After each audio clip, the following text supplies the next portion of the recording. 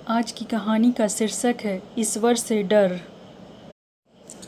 एक दिन सुबह सुबह दरवाजे की घंटी बजी।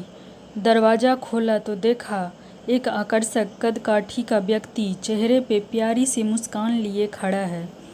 मैंने कहा, जी कहिए। तो उसने कहा, अच्छा जी, आप तो रोज़ हमारी ही गुहार लगाते थे। मैंने कहा, माफ़ कीजिए भाई साहब, मैंने पहचाना नहीं आपको। तो वह कहने लगे, भाई साहब, मैं वह हूँ जिसने तुम्हें साहब बनाया है। अरे ईश्वर हूँ, ईश्वर। तुम हमेशा कहते थे ना कि नज़र में बसे हो पर नज़र नहीं आते। लो आ गया, आज पूरा दिन तुम्हारे साथ ही रहूँगा। मैंने चिढ़ते हुए कहा, ये क्या मजाक है। अरे मजाक नहीं है, सच।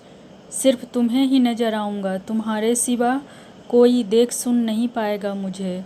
कुछ कहता इससे पहले पीछे से माँ आ गई। अकेले खड़ा खड़ा क्या कर रहा है, यहाँ चाय तैयार है, चल आ जा अंदर। अब उनकी बातों पे थोड़ा बहुत यकीन होने लगा था और मन में थोड़ा सा डर भी था। मैं जाकर सोफे पर बैठा ही था कि बगल में वह आकर बैठ गए। चाय आते ही जैसे ही मैंने पहला घूंट पिया कि गुस्से से चिल्लाया, अरे माँ, ये हर रोज़ इतनी चीनी। इतना कहते ही ध्यान आया कि अगर ये सचमुच में ईश्वर हैं तो इन्हें कतई पसंद नहीं आएगा कि कोई अपनी माँ पर गुस्सा करे। अपने मन को शांत किया और समझा दिया कि भाई तुम नज़र में हो, आज ज़रा ध्यान से। बस फिर मैं जहाँ जहाँ वह मेरे पीछे पीछे पूरे घर में। थोड़ी देर बाद नहाने के लिए जैसे ही मैं बाथरूम की तरफ चला तो उन्होंने भी कदम बढ़ा दिया। मैंने कहा, प्रभु यहाँ तो बख्श दो। खैर, नहाकर तैयार होकर मैं पूजा घर में गया। यकीनन पहली बार तन्मयता से प्रभु वंदना किया, क्योंकि आज अपनी ईमानदारी जो साबित करनी थी। फिर ऑफिस के लिए निकला। अपनी कार में बैठा तो देखा बगल में महाशय पहले ही बैठे हुए हैं। सफ़र शुरू हुआ तभी एक फ़ोन आया और फ़ोन उठाने ही वाला था कि ध्यान आया तुम नज़र में हो। कार को साइड में रोका, फ़ोन पर बात की और बात करते करते कहने ही वाला था कि इस काम के ऊपर के पैसे लगेंगे। पर ये तो गलत था, पाप था। तो प्रभु के सामने ही कैसे कहता, तो एकाएक ही मुंह से निकल गया, आप आ जाइए, काम हो जाएगा। फिर उस दिन ऑफिस में ना स्टाफ पर गुस्सा किया, ना किसी कर्मचारी से बहस की। 25-50 गालियाँ तो रोज़ अनावश्यक निकल ही जाया करती थी मुझ से, पर उस दिन सारी गालियाँ कोई बात नहीं, इट्स ओके में तब्दील हो गई। वह पहला दिन था जब क्रोध, घमंड, किसी की बुराई, लालच, अपशब्द, बेईमानी, झूठ, ये सब मेरी दिनचर्या का हिस्सा नहीं बने।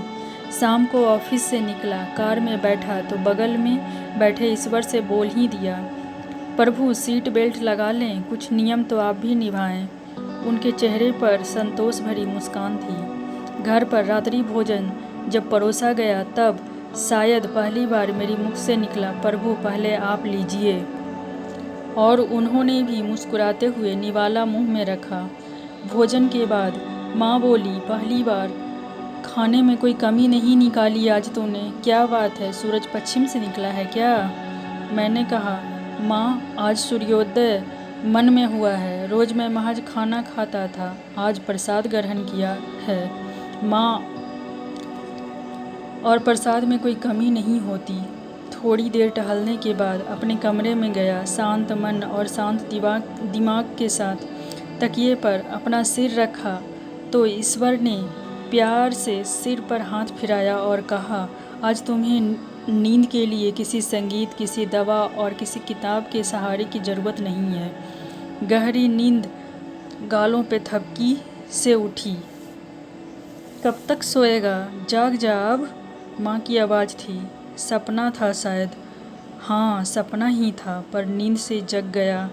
अब समझ में आ गया उनका इशारा, तुम मेरी नज़र में हो। जिस दिन ये समझ गए कि वो देख रहा है, सब कुछ ठीक हो जाएगा। सपने में आया एक विचार भी आँख खोल सकता है। धन्यवाद दोस्तों। ये कहानी आपको कैसी लगी ज़रूर बताएं।